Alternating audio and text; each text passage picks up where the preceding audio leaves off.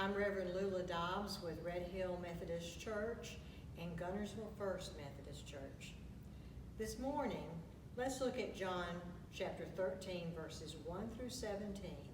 John chapter 13, verses 1 through 17. It was just before the Passover festival.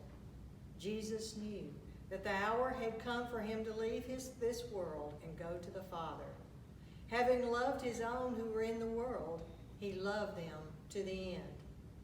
The evening meal was in progress, and the devil had already prompted Judas, the son of Simon Iscariot, to betray Jesus.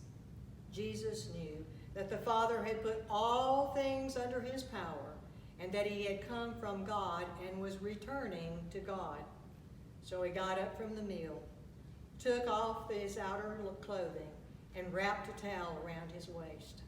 After that, he poured water into a basin and began to wash his disciples' feet, drying them with the towel that was wrapped around him. He came to Simon Peter, who said to him, "Lord, are you going to wash my feet?" Jesus replied, "You do not realize now what I am doing, but later you will understand." "No," said Peter, "you shall never wash my feet." Jesus answered, "Unless I wash you, you have no part with me." "Then, Lord," Simon Peter replied, "not just my feet, but my hands and my head as well."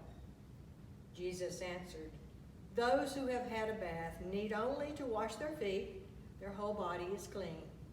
And you are clean, though not every one of you." For he knew who was going to betray him, and that was why he said not everyone was clean. When he had finished washing their feet, he put on his clothes and returned to his place. "Do you understand what I have done for you?" he said. "You call me teacher and Lord, and rightly so, for that is what I am.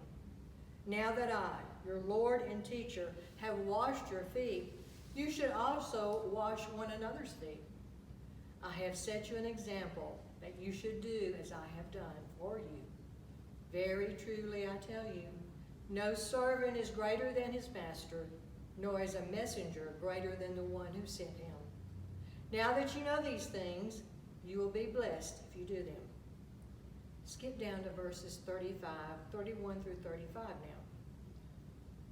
I'm going to begin in the middle of 31. Jesus said, "Now the Son of Man is glorified, and God is glorified in him. If God is glorified in him, God will glorify the Son in himself, and will glorify him at once. My children, I will be with you only for a little while.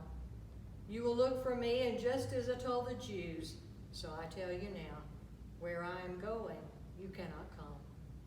A new command I give you, love one another. As I have loved you, so you must love one another. By this, everyone will know that you are my disciples, if you love one another." Jesus is having his last meal with his disciples, and he is trying to teach them as much as he can squeeze into this time. And this is a lesson that he taught them. Back in that day, you were to provide people who came to your house a basin of water and a towel so that they may wash their feet. Their feet was the way that they traveled, and they got dirty. Well, when the disciples got there, the water was there, the basin was there, but no one volunteered to wash their feet.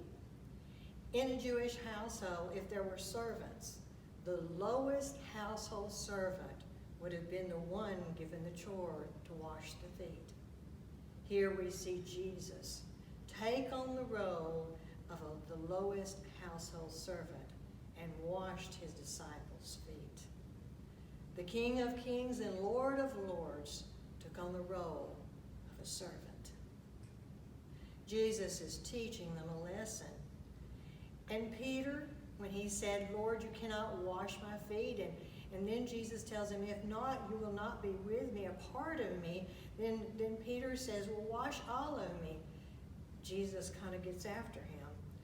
You see, Peter was missing the mark. The mark wasn't that he needed to be bathed. The role of the servant was just to wash the feet. And Peter missed the lesson.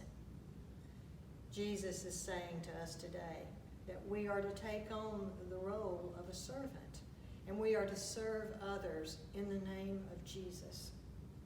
We have been seeing a lot of that lately in acts of service. We've been seeing it in the commercial areas of our life, the educational sector, the first responders and medical staffs. We've seen it in the religious community, our local communities, and in our neighborhoods. We've seen it through social services. People helping people. That is service. That is what we're called to do as followers of Jesus Christ. And then the Lord tells us to love one another as I have loved you. Jesus loved us so much that he was willing to die on a cross for us because he loves us. He loved his disciples, but he loved the world, and he took on the cross for us. We are to love each other. Now, this is the agape love, the one of unselfish love, the love with no strings attached. We are to love people as they are made in the image of God. Our service should be in the name of Jesus and through his love. Today is Holy Thursday. I pray that you will take time and ask yourself, do I practice being a servant? Do I have a servant's attitude? Do I have a servant's heart? Do I love others? Jesus tells us to love each other because I love you. He loves you.